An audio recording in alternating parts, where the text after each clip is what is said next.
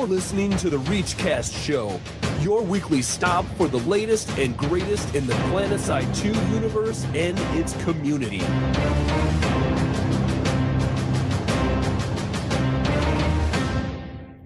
Welcome, everybody. It is February 25th, and you are listening to episode 22 of the ReachCast show. As always, I'm your host, Torkz, and with me tonight are my awesome co-hosts, Noxx and Deringer. Howdy, howdy. Hey, everybody. This week's episode is brought to you by the PlanetSide 2 T-Ray Voiceover pack, with such classics as I need some ammo, dude, come on! And many great others. Also, as always, we're brought to you by listeners like you guys. We appreciate your donations and the affiliate links and everything else on the ReachCastShow.com. We have support the show tab up there. Helps us pay for prizes and any broken hardware, etc. that happens for the show. So we appreciate any help that you guys can give us. And as is our custom, we will go directly into patch notes for the show. I'm going to get these mosquitoes in the air and rain down some hellfires on those fools. Oh no! What the f***? I should have listened to the ReachCast patch notes.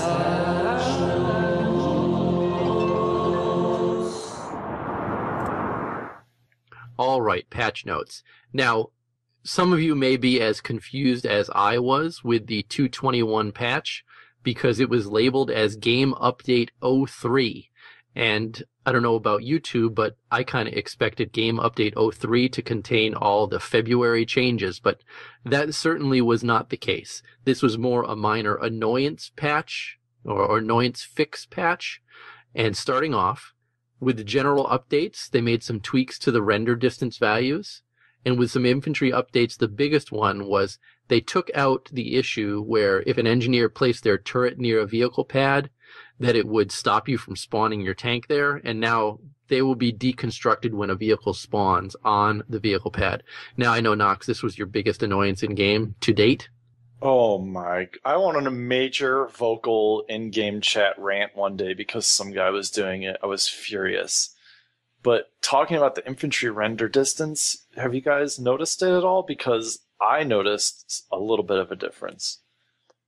I honestly have not, since my playstyle doesn't, I don't know, I've noticed a little bit of a difference in rendering when from base to base, but I'm kind of upping things a lot, so I guess I need to look from air a little more from tanks. So what I noticed is when I'm in, so the biggest problem I think with the previous render distances is the easiest example is say the crown. Say you're at the crown and you're in the crown defending it, and you're rendering all their friendly infantry around you. And then thus, because there's so many infantry around you, from what I understood about how the mechanic worked before, is it was limited to a number of people. You thus couldn't render the sniper off in the distance because you had so many friendlies around you. And what I noticed on Friday and Sunday playing is when I was in a big battle of friendlies, I wasn't at the crown any of these times, but I was seeing enemies. And as I walked towards those enemies or where they were firing from, friendlies that were between me and them would load up. So I think they made friendlies load up a bit later on the priority system is what I experienced. Does that make sense what I was saying? I think when I heard them first talking about the way they were going to prioritize the rendering objects, is that exactly what you described, is that your priority targets or... enemies. I can't remember. Well, it was enemies, but they used a different term for it. I thought they called it like things of consequence or things of importance. Oh, to yeah, you, yeah. See, I didn't would think. render first. I always thought that they should just nix loading friendly infantry that are a certain distance away, and I think that's what they ended up doing. So I really like this change. It was really good. It must be something for higher end machines, though, because I honestly have seen no difference. I've seen a little bit of a difference. I had a funny. We'll talk about it later, but yeah, I had a funny little experience with graphical settings this week. Yes. Continuing onwards, the only thing that I really noticed as being considered update worthy.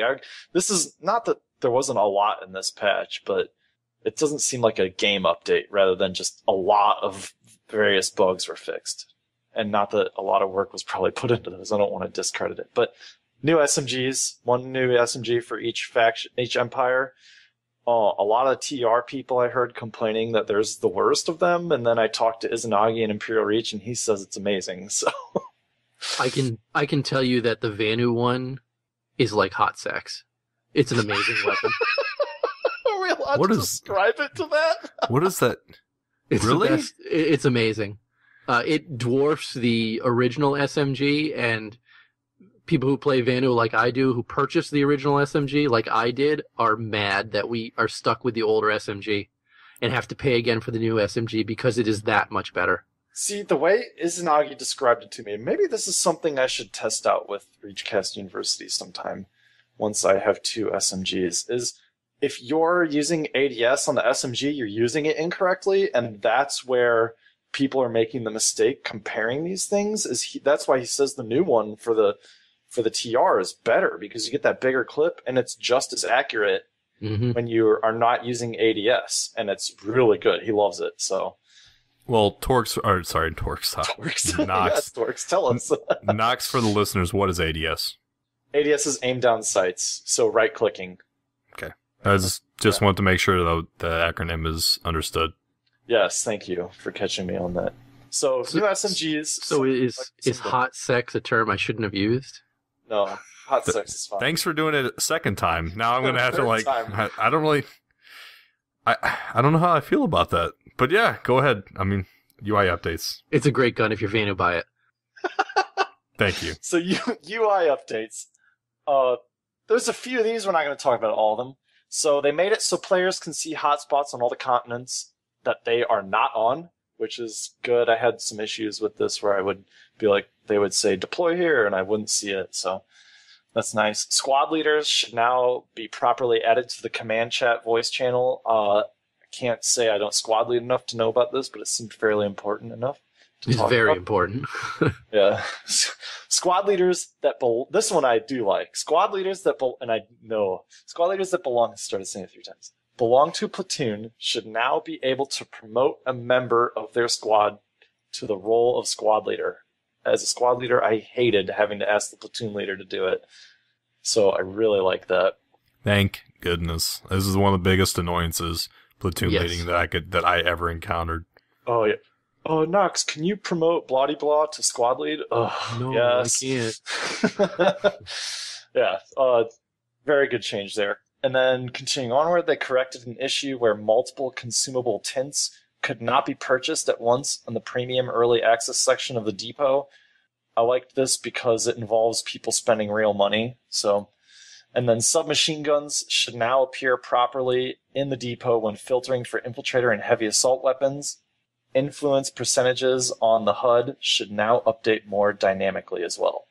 And I noticed that one when you capture a base, almost immediately the percent changes to that 15% for defending. Things like that. Yeah, it's a nice UI change that better reflects the defensive bonus. There's a number of facility updates that came along with this. There was a number, and I mean by like 20. How many were there? I think we counted them, 20-something, 23, 24 facilities were updated with this. But the changes varied from things like spawn room fixes to teleporter fixes to jump pad fixes. But we will leave a link in the show notes for the game update notes, so you guys can read through all of them if you are interested in a specific base. But we did have one other thing with the patch notes for this week, and that was a hotfix that followed the 2.21. And the hotfix did the following things. Copper level membership would grant correct XP bonuses again. So if you're a first month member, it will give you the correct XP instead of what were people getting? I hadn't read the rest of this, so I didn't hear what other people were getting 0, or do you guys know? I don't know. I'm not sure either. I don't have the membership still. Okay. Well, so copper level first month members will receive your 10% XP bonus as intended now, be fixed. The fix for characters appearing as green objects at long distances has been fixed. I thought this was a feature. You thought people being green in the distance was a feature? I really thought it was. I was so happy one day when I was playing, and at a far base, I could see all these little green things running around the base. I'm like, oh my god, I can see people at long distances, and I thought it was the render fix. And I was all excited because I'm like, oh, I can see people again. It's an amazing render fix. They're all Well, the green. render fix probably caused it, but Well, I'm sure it did, but I really thought it was a feature. And like I said, I was very excited when I saw it because I'm like, I can see people at far distances. And now it's back to, I really can't. Nice. And the last, but definitely not least, change in the hotfix. They now allow flashes to gain more vertical air after an afterburner if you jump something. this is really important. I think it's crucial, Really crucial to the game. I thought it was amazing because I saw people jumping them. It was fun. It was amazing. Game-breaking balance change there, baby. Okay, on to community briefing.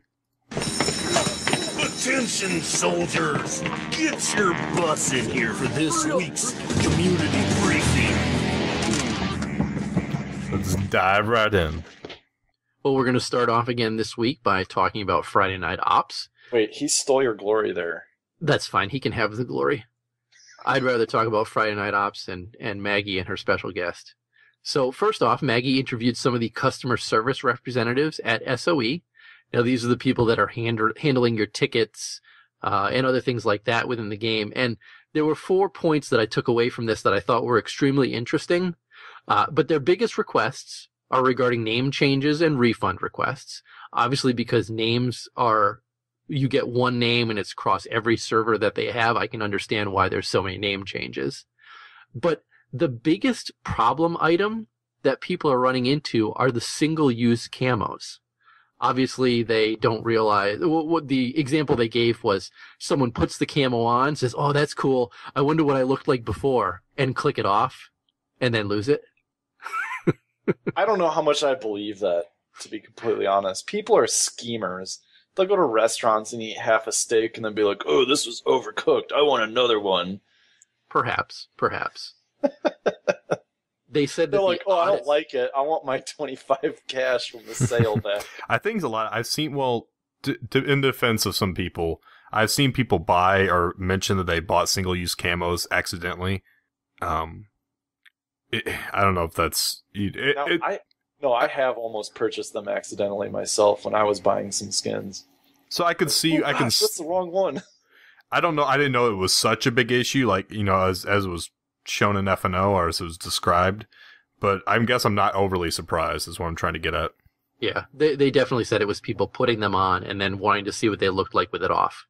Well, you know, I think there should be a filter in that little UI to say, don't show me single uses, because it drove me crazy when I'm browsing them. Well, the other thing is, if an external site can show you what every camo looks like on every soldier, why doesn't it do that in game already? That's probably part of the UI update that we got a little preview of, didn't we? Talked about it last week. Mm-hmm. They were talking about previewing items, enhanced previews. Right, but we haven't seen it in game yet. No, we'll see how it goes. Moving on, they said that the oddest request that they receive, and they receive this for every Sony game, was for an adult version of PlanetSide 2. So yes, that's exactly what you think it is. People want to be naked within PlanetSide 2 and shooting each other. Doesn't that, like, with no armor... Yeah, the gun bandler really chafes with no armor. It's really a problem. See that, yeah. I don't think people would like that. I see a very large number of male characters in this game. Maybe in WoW, I could see that request. You never know. And the last little takeaway is that they said, and these aren't hard numbers, but that approximately one player for every 8 reports gets banned in the game currently. And I thought that was a large number when you actually sit down and think about how many reports a day they probably get. That does seem surprisingly large, but I guess, you know, if they're with as many problems as they had early on with hackers, botters, etc., I guess I'm not overly surprised, because you're taking those numbers and trending them backwards. You know, 1 in 8 now seems like a lot, but I bet it was like 1 in 4, 1 in 2 there for a while. The average being 1 in 8 now, probably not too bad. You think about it. They have to be pretty harsh though, because eventually they'll discourage the people that just make new accounts and do it to troll. I mean, they'll get bored eventually. Exactly. Yeah, I mean, I don't think it's unnecessary. I'm just saying that with this being a free-to-play game, that doesn't seem like an astronomical number to me. So, well, next up, when they came back from the break, Jimmy had been magically replaced by T-Ray, who made a surprise visit to the Friday Night Ops set. He answered a lot of questions directly from the Friday Night Ops chat. So one thing to take away from that is you never know when someone from the development team is going to sit in on Friday Night Ops. So you never know when they're going to get a special question and answer section. And T-Ray answered a lot of questions, and a couple things to pull out of there. One was actually directed right to us on ReachCast. And he wasn't happy that we questioned why something that maybe one of the hosts here, I'm not saying it was me, but it was me, considered something more important, why it wasn't implemented before something that we considered less important. And he called us out on it and said, there are many factors here included. There are many factors in the determination of what gets processed when it does, and that the roadmap is not the Bible of all implementations, and that we need to realize that if something is easier or has more available resources, then it will obviously be implemented over something else. Yeah, and I understand what he was saying when he said it, and I believe I've said it before, is that not everyone on the development team can do everything. So just because person A is doing this and this is higher on the priority doesn't mean they can do it. But at the same time, if the similar resources are doing something just because it takes 2 days when there is something more important to do, I personally am a person that believes in important over easy. But that's just me. And I'm not saying I don't understand why they're doing it that way. That's just my personal beliefs are the opposite of that. So Well, I took my thumping in stride from T-Ray. He can bash me on F&O all he wants. That's fine. I still love him anyways. But the next thing that he went over, and something I thought was really interesting and something a lot of people are looking for, is some info on the player studio.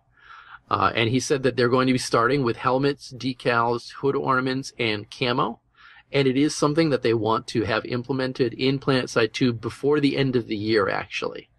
And if you're looking for more information on the Player Studio, it's currently active in the Free Realms game, and it's also active in EverQuest 1 and EverQuest 2. So you can actually pop into those games, which are all free to play, they said, and see how the Player Studio is implemented in those games. And I know Maggie said that they actually started writing their first checks for people who created things for the Player Studio for those 3 games this past week. So they were very excited about that. Sorry to cut you off. Let's explain what the Player Studio is real quick. I should have explained what the Player Studio is, and I apologize. Go ahead. it's basically Steam Studio, Steam Workshop. It's designing things in game that players can actually purchase with Station Cash, and that you will get a cut of the proceeds of. And again, they're going to be starting off with helmets, decals, hood ornaments, and camos. So if you're good designing things like that, check out the information regarding it. Maybe you can make a little coin. I think it's a really good way to get the community involved with the game. To get people really customizing themselves and their outfits, etc. with, their own personalization. I think it's a great idea. Get to the last part. I can't wait for this last part.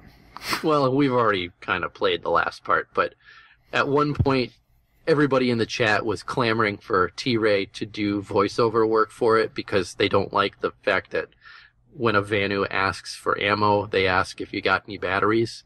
So he recorded his own, or he just yelled out his own in the Friday Night Ops, and I was nice enough to isolate that, pull it, and send it over to Torkz' sound file. I need some ammo, dude. Come on. It's really good.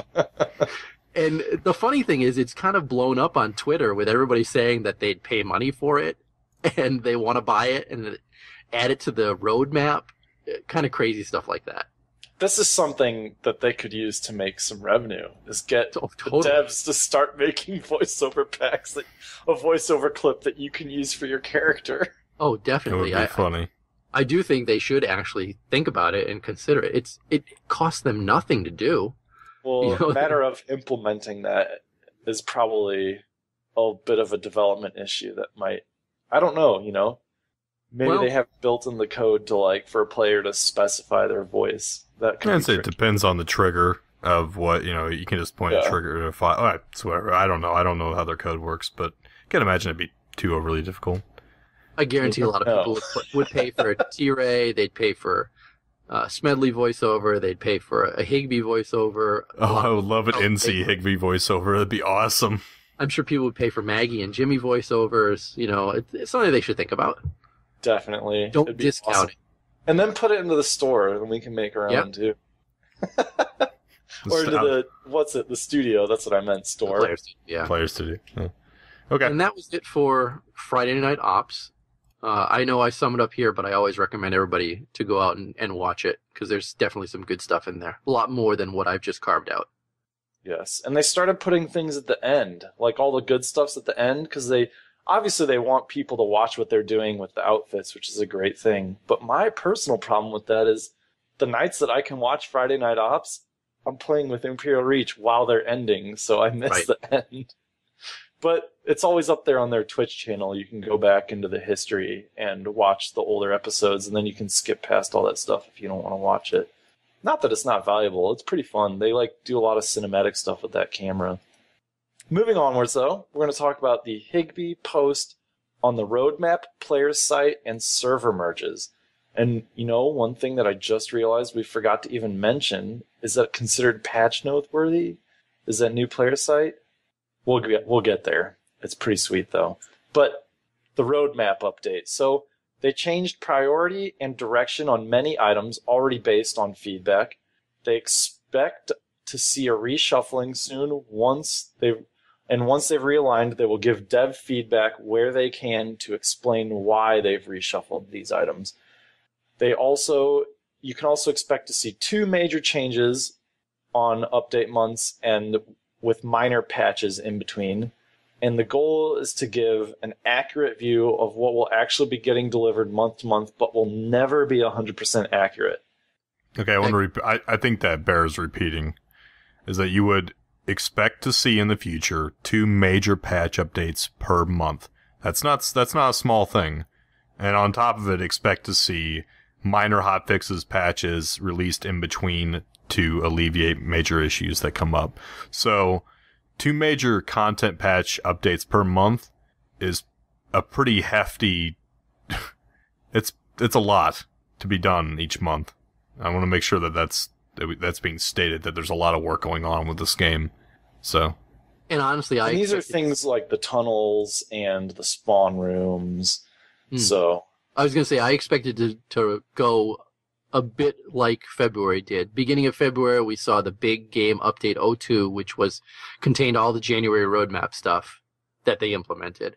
And then we just saw game update 03, which was just a huge bug fix of so many different things. And I kind of figured they're going to follow that same path month to month to month. It seems like a pretty good guess, but maybe T-Ray will knock us for making that assumption and guess. And I meant to ask him if that was what it was. He's like, nope, you're wrong. Nope, you're wrong. No, give me some ammo. Guy's constantly giving him trouble, I swear. He loves it. He loves it. Well, next up is, as Noxx foreshadowed, player site. And this is at players.planetside2.com. The first thing you want to note is that it is currently in beta, which means there could be changes and there will be changes. But yeah, Noxx is right. It's awesome. There are tons of character stats, and it's all in real time.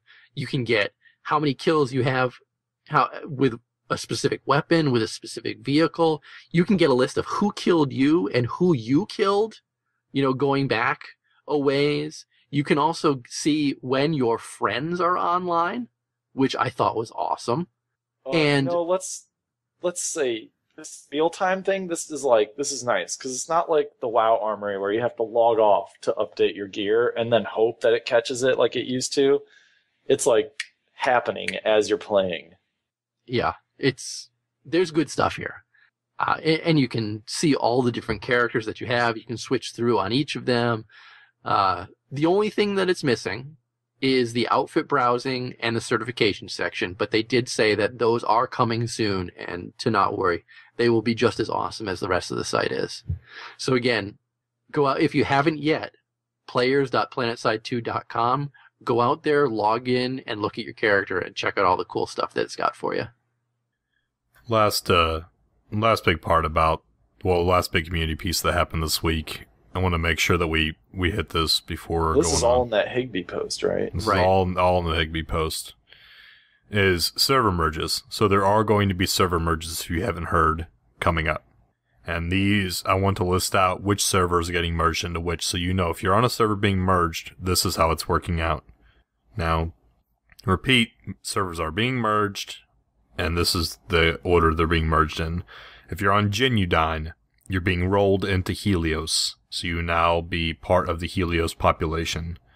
If you're on Soltech, you're being rolled into Matherson, so it'd be part of the Matherson population. If you're on Jaeger, or Jaeger, however you want to pronounce it, you're rolled into Waterson. So Jaeger or Jaeger, you're going into Waterson, you'll be part of the Waterson population. Lithcorp, you're being rolled into Cobalt. Mallory, you're being rolled into Ceres. Connery, Woodsman, Miller, and Briggs are not being touched. So again, I'm going to go through those real quick. Genudyne, you're going to be in Helios, Soltech and Matherson, Jaeger and Waterson, Lithcorp and Cobalt, and Mallory and Ceres. Now, I saw a lot of questions involving like, oh, am I going to lose things? And it looks like all your characters are going to maintain everything. You're going to maintain your player name because that's based on account, not server. If people were concerned with that, I think, because they're used to other MMOs where the name's based on the server. And PlanetSide, it's unique across all servers. So you're not going to lose your names. You're not going to lose items. You're not going to lose anything. And if you're listening to this on Tuesday, the 26th, after 6 a.m. Pacific, you're probably already been merged because there's a post on the forums from RadarX saying that February 26th at 6 a.m. Pacific, account management will be unavailable from 6 to 8. Commerce transaction, including purchases on the web, won't be available from 6 to 8. Log into all forums may be affected. You may lose your permissions from 6 to 8. Players who are logged in will be disconnected between 6 and 8. And the login for all SOE games may be affected during this maintenance. So this 2-hour window that they're talking about on the website most likely means that we will see these server merges on Tuesday, February 26th. I think you're next, aren't you, Danger? I am next. Sorry, I had to. I actually just found that information had been posted recently, and I wanted to make sure that we included that in this show. But I did want to go over an additional forum post this week, and one that kind of concerns me being a Vanu player. And I actually posted in this patch. I know you did, and that's another reason why I included it, because Noxx was nice enough to post in this patch and get all defensive and pouty at some guy, so I thought it was funny. But the title of the post was VS Pops Since the Patch, and it seems that many servers are reporting a drop in Vanu players since Game Update 02.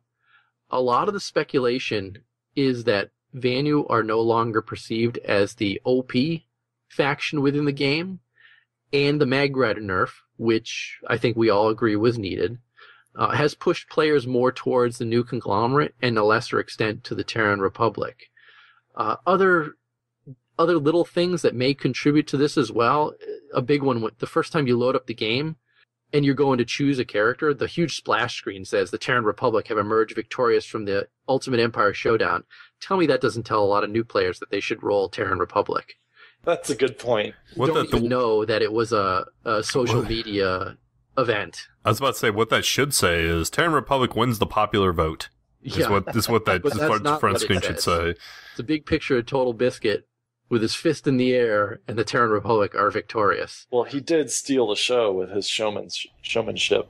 He did. Yes, he did. Now, some other information on this thread is a lot of people point to something that they're calling the fourth faction.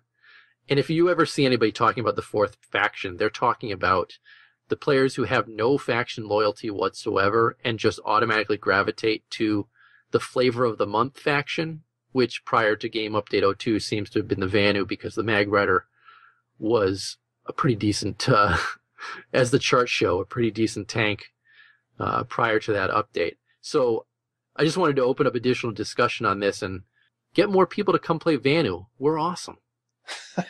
I got into all sorts of heat over this Mag Rider thing in the forums. There was another thread too.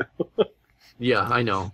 But the thing that I don't think, like, the fourth faction, I think a lot of it does have to do with that, playing the flavor of the month, because and I don't think I actually even said this in the thread when I was talking, but if you really think about it, like, on release, the first week, even first month, the Vanu players were doing nothing but complaining about having everyone play against them, and them being underpopulated, especially on Waterson, with everyone wanting to play with Total Biscuit. The TR was just massive compared to the NC and the Vanu. You know what's funny though? You noticed. Tell me if I'm wrong, but NC were more at or they had less population than the VS did for the longest time on Waterson. I mean, Waterson's not a very good example of every server, I don't think, but no, I mean, obviously not. I'm just saying Waterson in general. You said the TR, you made the TR the comment, and I'm saying that. Oh yeah. In comparison, after that. My point being, though, is that as time proceeded, and the general consensus was the Mag Rider is easier, and other players are going off like, oh, I played NC, but I never tried Vanu. They're going to try Vanu, and they're like, oh, this is easier. Like, the Mag Rider is easier. I don't care who you are. It was easier. Then they're going to just start playing that. And so, as that consensus built up and more people found out that it was, I'll say, seemingly easier, then the Vanu population started growing. It nerfed, and there's a drop in population. It doesn't surprise me at all. Well, I think the ultimate thing here is that, Noxx, your avatar is a TR infiltrator. Thus, I am a TR fanboy. So you're a TR fanboy and have no idea about the plight of the Vanu, so you shouldn't even post. Despite my forum signature that says I played One Empire, I hated it. Yeah, I know. I think we're at a situation in the game, or the age of the game, we're going to start seeing I want to use the term balancing. We're going to start seeing people start settling out on where they're going to end up. I think there's been a lot of back and forth. Yeah, obviously there's some diehards on all factions that are there for one reason or another, but I think you see the general populace kind of floating around trying to figure out where they belong, right? Where their home is. And I think we're going to start seeing some more balancing as the game goes forward. Well, this faction might be a little bit less underpopulated, or maybe I think as the merges go on, we might see this becoming less of an issue. But perhaps. We'll see what happens. On some servers, it may become more of an issue. One example is Helios, where I play with the outfit dropping Purple Smoke. We're getting merged with Genudyne. And right now, the VS population on Genudyne is almost non-existent. And there is an extremely large new conglomerate outfit on Genudyne. And there's also an extremely large new conglomerate presence on Helios. So much so that we expect the TR and the Vanu to get absolutely crushed by the new conglomerate once this merger goes through. At the same time, you have to take into account that server transfers are not open yet either. Correct. So, I think we'll see huge fluctuations in player base when those transfers open up, which is totally to be expected. And I think you'll see a lot of people kind of migrate to where the big fight's going to be, which is what the intent of this game is, right? Right. I think naturally we'll migrate and level each other out. So I'm not overly concerned about it at the moment. I think if it's the same way about a quarter from now, 3 months from now, 4 months from now, then I'll be more concerned. But I think between merging and transfers coming up soon, I think you'll see a natural balancing of populations. But we'll see what happens. We will probably see what happens tomorrow. We just might. We just might. Well, why don't we bring back the community question of the week?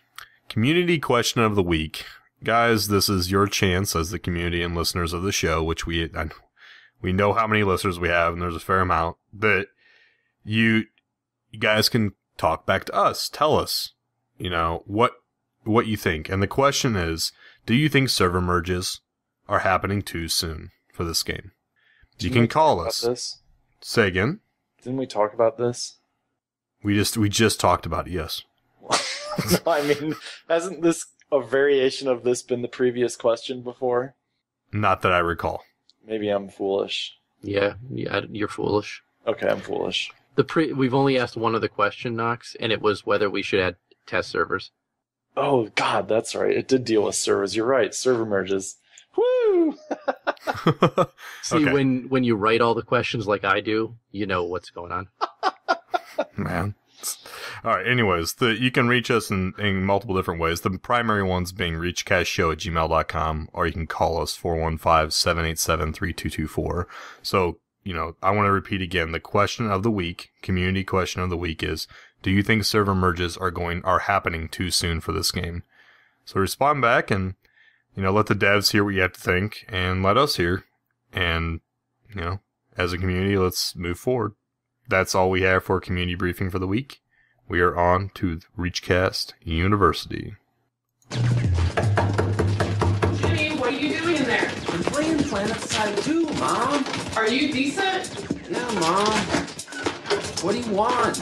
You got a letter from the school. Well, let me see it. Open it up. Jeez, I am, Mom. Well, what's it say? It says... Congratulations. You've been accepted into the ReachCast University. Cool. My baby is growing up. You think Jimmy's mom thought he bought the new Vanu submachine gun when she first knocked at the door? Really? I know where you're going with that, too. It's not like that's really... Oh, all right. All right, Noxx, go on. So I just wanted to start by saying that as we've progressed further into the game and the game gets older, it's harder and harder to find things to do for this segment. And it's not that we have we haven't done it a couple episodes, and it's not that we've forgotten about it or don't want to do it. It's just hard to come up with some good, what I would consider good quality content, or, what we would consider good quality content. So we've been debating bringing back some of the older, more newbie things, such as, I'm trying to think off the top of my head, maybe talking about various important keys to hit or important commands in the game. Things like how to report people have changed, hotspots have changed a little bit here and there, stuff like that. Trying to bring back some of the things that have changed that are a little more noobish, but can help some younger players, as we could call them. Let's call them fresher players, not younger. Okay, yes, because then we don't want people to think age. I was thinking. Why don't you just call them new players?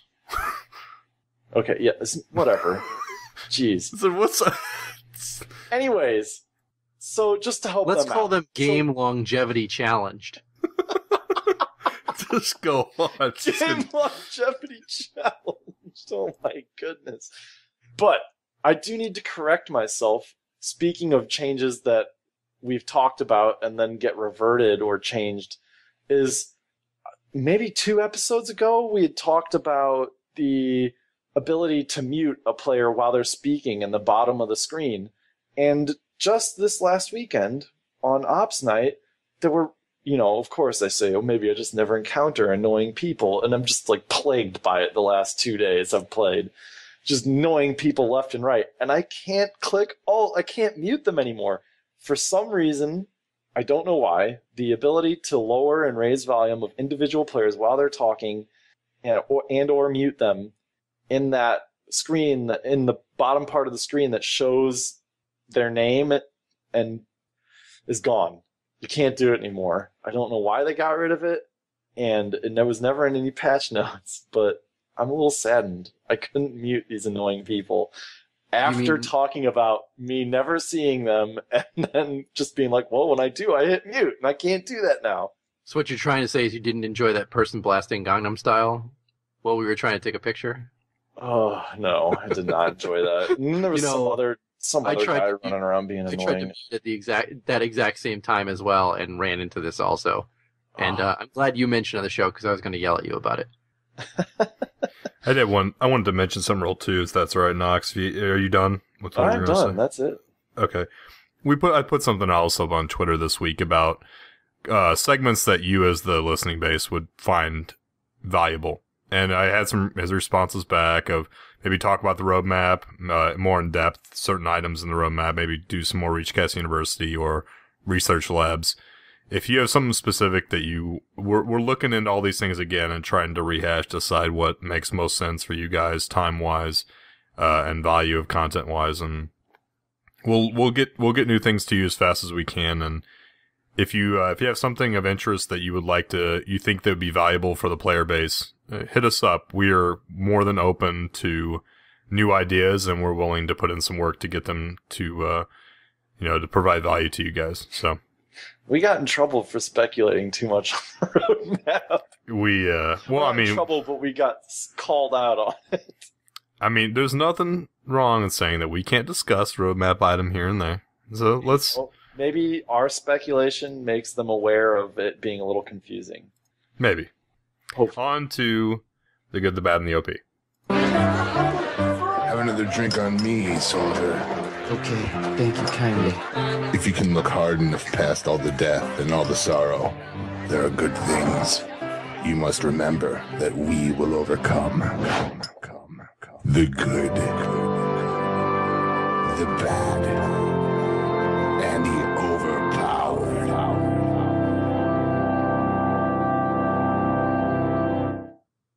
All right, this week I get to go first. My good was that I brought a friend who is game longevity challenged into the... No, I'm kidding.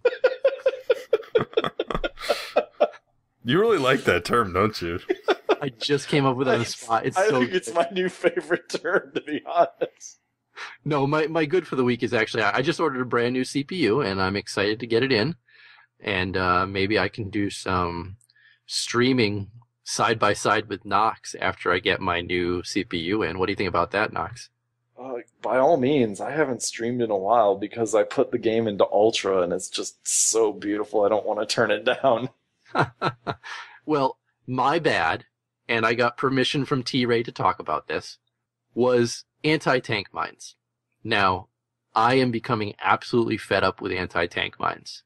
Now, I did a little research before the show, and just to cite one source, which I went to the How Stuff Works website, which is a great website if you've never been there, but they say that anti-tank mines are pressure-activated mines that usually require an applied pressure of 348 to 745 pounds to activate and detonate.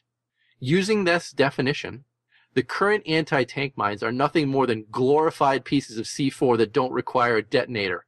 Change the anti-tank mines. Thank you. You know, to add on to this, and not even to go... No, Noxx, no. I'm not even going into theory. I also did research on this when I was discussing this in the forum with people. Oh, man. And mines that are proximity-based tend to be seismic. They measure seismic activity and go off when enough seismic activity is over top of the mine. A tank sitting still is not creating seismic activity, especially when it's on top of the tank. And the other thing is the ones that are also not seismic tend to be something like magnetized, but then you have the problem of friendly vehicles, and they're remote to activate and detonate, activate and deactivate them, but yeah. Regardless, there's not no like this magical proximity sensor. Oh, there's a tank above me. Yeah, there's no reason I should be able to run up to a Sunderer that's parked and deployed, throw an anti-tank mine under it, run away, and have the entire Sunderer blow up in one shot. Yeah. No, they need to be driven over for them to activate and explode. And I'm hoping that there's a change in the works for that. You know, I'm going to assume that there's a change in the works for that. If anything, it's not, a landmine is not meant to be used, it's not used that way primarily. Yes, they could technically be used that way, but it's used that way the vast majority of the time nowadays in PlanetSide 2, and not as a landmine. And before anybody cries and says, well, a mag rider doesn't drive on the ground, they're producing enough pressure downwards to keep them to stay above them that they would detonate an anti-tank mine as well. Okay, I'm climbing down off my soapbox and passing the baton to Noxx. Oh, anti-tank mines, yes. Anyways, my good was spending some time playing with Imperial Reach, doing Ops Night on Friday and Sunday. Friday I got wicked drunk, and it was a lot of fun. And then my bad is my snowball. So I got the snowball microphone so that you guys don't have to hear me breathe like I do. I bend this thing as far away from my mouth as I can, and it still catches it. I love this headset, but driving me crazy. So my snowball didn't arrive. That's my bad. In time for the show tonight. My snowball did arrive. Yeah, I hate you. Because Amazon sent mine FedEx, but it sent Nox's USPS. We have no affiliation with. It was in the city. It was in the city of St. Louis on Saturday. Then today it left Earth City, which is about 30 minutes away from me, to go to the shipping place. That's, oh my God, USPS. Go on for that. We have no affiliation with either. No preference. The my good for this week is the L8 Rebel pistol on the NC side. I like heavy hitting weapons, and this is an amazing pistol. I love it to death.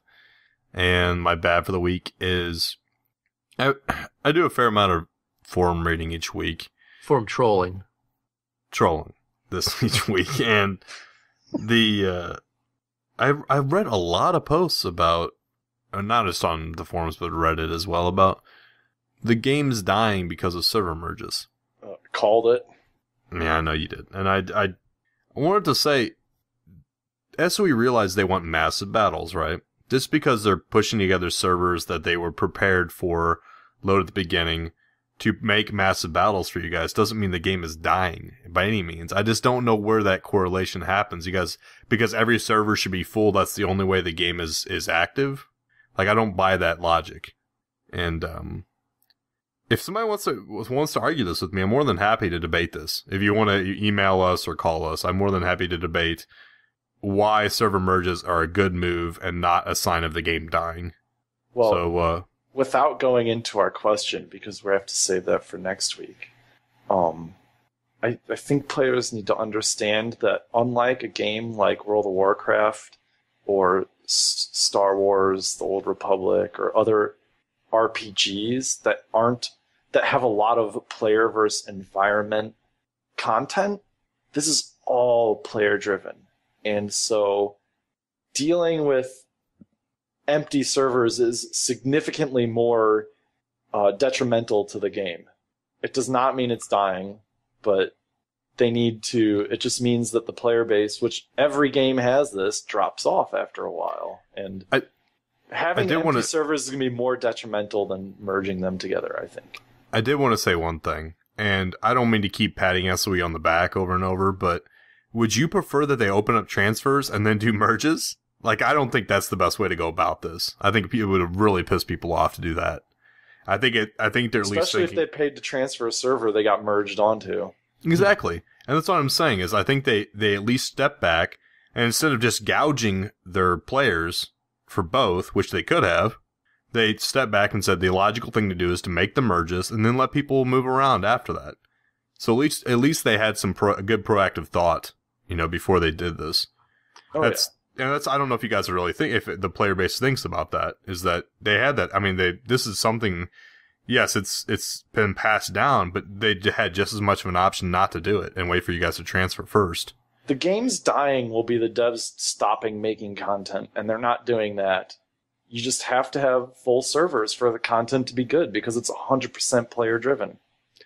Something else that a lot of people may not realize is that the original PlanetSide only launched with 6 servers, not 14 like PlanetSide 2 did.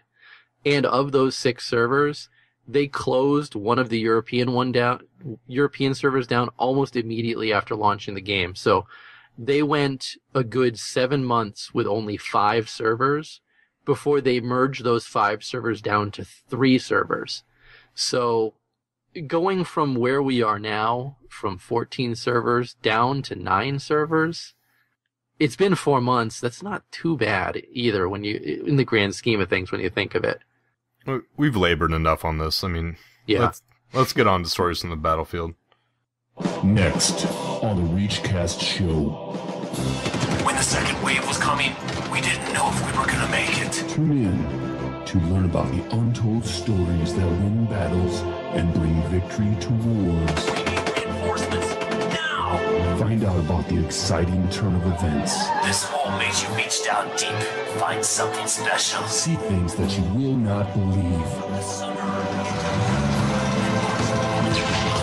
Hear about heroic stories from each empire. New conglomerate. Terran Republic. The new sovereignty. Coming up next on ReachCast, Stories from the Battlefield. Alrighty, so this week I'm going to change it up just a little bit.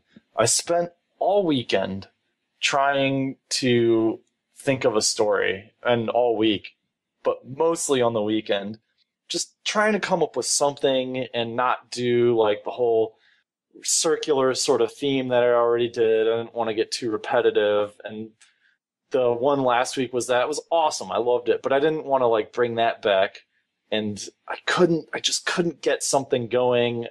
And so what I'm going to try this week is maybe a semi-dramatization of an actual experience I encountered in the game this weekend.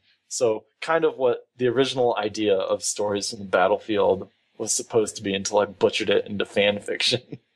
So I'm going to talk about a bit of what happens pretty quick, pretty short. So I actually have a title for this one too. It's the Battle of Camp Connery. Very clever title. Very original, thank you. I know, right? I got it from Battle of the Alamo because that's what it felt like. We were getting crushed. Anyways, moving on. The call to move the platoon north to make a stand at Camp Connery is made. I spawn at the Sunder already deployed and make my way up the tower to my favorite location in camping a base, or tower. The hallway of the tower spawn, the lower hallway of the tower spawn. I set up my campfire and begin killing NC as if they were small mice from what seemed like ages as the chaos around ensued, not paying any attention to it. At one point, a grenade is thrown at my location, forcing me to leave my tent. I peek back down the hallway to see NC pouring out. I call it out whilst shooting down a straggler. Another grenade comes. I run again, this time the other direction. I round a far corner only to see a scat max, quickly turning to run and hide like a little punk I am. But who isn't afraid of a scat max? As I turn back around the corner, an NC medic is in my face. I unload into him, sending him to his grave. I know the max is coming around soon, so I reload my TMG-50 and pull out my rocket launcher. As the max rounds the corner, I let loose a rocket and watch it explode on his puny little peanut head. I spring past him, pulling out my TMG-50 as he unloads his scat cannons, missing with every single shot. I turn after passing him and let loose, watching every shot hit him in the head. Point blank, he falls. There's 2 men behind him. I pull out my Emperor, kill one, retreat behind the corner, and reload my TMG-50. Looking at my HUD, I realize I'm at absolutely 0 health, so I inject myself with a medical kit. I pop back around the corner after my shield regens and notice that my HUD and the adrenaline is flowing so heavily in my mouse hand that I cannot aim. I activate my nanite mesh generator. I'm still reliving the glory of slaughtering a Scatmax 1v1 in close quarters combat. My enemy cannot aim either. We kill each other. I respawn and realize the gravity of the situation. We are completely surrounded by DVS armor, and troops are flooding into the tower. We've lost the B and C points. I kill as many as I can before being overrun. The call to respawn at Warp Gate is sad. I was having fun. That's the end. It's very short. I liked it. It was good. It was different, like you said. You read horribly. Oh my! It was... I just realized I shouldn't have put this in flipping Notepad. I liked it, actually. I liked it a lot. I liked the real, like, kind of, like, actual outfits being involved and, like, real gameplay and, instead of complete dramatization. But it's good. It totally happened and wasn't true. I was freaking out afterwards. I messaged Deringer on Skype. I was like, dude, I just took on Max by myself. Scat Max? Yeah, Scat Max is rough. That's terrifying. They kill me instantly normally. I don't know how I live. Yeah, I'm surprised that you lived through that, if that is the case. I want to do a quick another note before we move on to the end of the show in the mailbag, is the deadline for the remastering contest. So in short, I want to explain what the remastering contest is again. I'm going to take somebody's fanfic that they send in, I'm going to voice it and have our sound guy put background to it this next week. I'm going to do the voice work Wednesday, and he'll have him remaster it before the show next Monday. And if you send in a fanfic that wins the choice and the remastering, you have a choice of a dog tag or a $15 station cash card, and a dog tag of any faction of your choice, and I can mail it to you.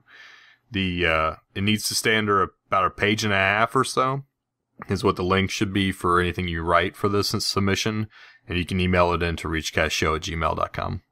So, and Torkz promises that if you give him your address, he will not show up at your doorstep randomly. And just a reminder that Torkz did also say in the previous show that anything that has already been submitted that did not win for my stories from the battlefield will be included in what we already have. That is correct. It'll be part of the drawing. Or not drawing, but I'll be looking through the same ones again, because Deringer and I's tastes differ just a bit on what we like and what we don't like. I think all of us do. Our fanfic. I mean, that's the point. But yeah, I like Guinness. Torkz like Cristal. Cristal, really? So the deadline again is the 27th at 7 p.m. So Noxx just drinks 40s. Just drinks 40s. Oh, yeah, right? Yeah. But get your submissions in before the 7 p.m. and the 27th. On to mailbag. Oh, it's a perfect morning. Great timing, the mailman's just coming. Morning. Here's the mail. Big bag. He must be ready to get away. Very strange. What's the sticking sound? Going to take a look here in this bag of mail.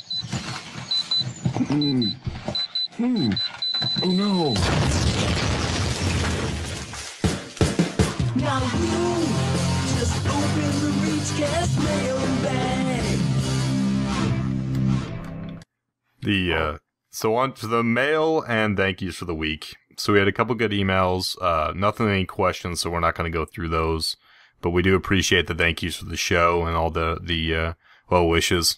You know, it's overwhelming to a certain extent. I let Noxx and Deringer read some of these or explain them in some of the emails we receive, and we really appreciate, all the thank yous and the explanations that you guys listen to the show and how it, when you listen to it and all the different things it does for you guys and the community. And just so you guys know, we appreciate it. And I want to give some quick thank yous to some of our people. And I think Deringer, it's your week. Yep, it's actually my turn this week. So our thank yous go out to Quattro, Sunny, Haterade, Dusty Lens, Bear, Graphic J, Duck Sauce, Red Oak. Big thank yous to Carl, John, and Andrew. Thank yous also to Wyatt, Mike XXX, Classified, and last but not least, Zoran the Bear. Thanks, guys. I have a personal thank you for Thunder Cougar Falcon Birds. You know who you are. And we'll be talking to you soon. We did get your email. So, the contact info for the show, as always, we'll cover it. The email or the website for the show is reachcastshow.com. You can support the show information, all the episodes, the interviews, everything else you need to know about the show. Blog, our bios, contact info, everything. iTunes, you can leave us a review there. Stitcher's a big, if you want to listen on a mobile device or even on your PC, on your mobile device, it's definitely low bandwidth intensive, the way they recode the episode. Check out Stitcher.com, and you can give us a thumbs up there. It's the easiest free way to kind of help promote the show without having to pay anything. And you can email us at reachcastshow@gmail.com. You can call us at 415-787-3224 or 415-78-REACH. And you can hit us all on Twitter. That's kind of where we converse back and forth with the community the most during each week. I am at ReachCast Show. I'm at Noxia if I'm paying attention to Twitter, sadly. And I'm at the Deringer. I do pay attention to Twitter. And as always, I want to give a thank you to the rest of the ReachCast crew that helps make the show possible. And thank you, Steve, Cliff, and John. That is all for the show. Oh, one last quick note. Z Company is doing a fundraiser, and they're doing a gaming marathon fundraiser. We'll have more information. We'll do an interview with them next week. But check out, to support them. Just look up Z Company and what's the name of the gaming marathon again, Deringer? Gamepocalypse. Gamepocalypse. Okay, check them out. And that is it for this week's episode. I have one last note, too. Oh, boy, okay. Stealing your one last note. Oh, man. P.S. I get it. What do you got? The blog is, if you guys read it, I encourage you to comment if you have opinions, because I will, even though I don't converse on Twitter, I actually am more prone to converse on something like a response to the blog. So I'll gladly talk to anyone there. You got any triple PSs, Deringer? No. Okay. That's it for the show this week, and everyone have a good week as always. Thanks for listening, everybody, and see you in game. Oh, there you go. Back to that. Really? Yes. Oh, yes. That's going in. The whole end bit? It better. All that end stuff is better. going in.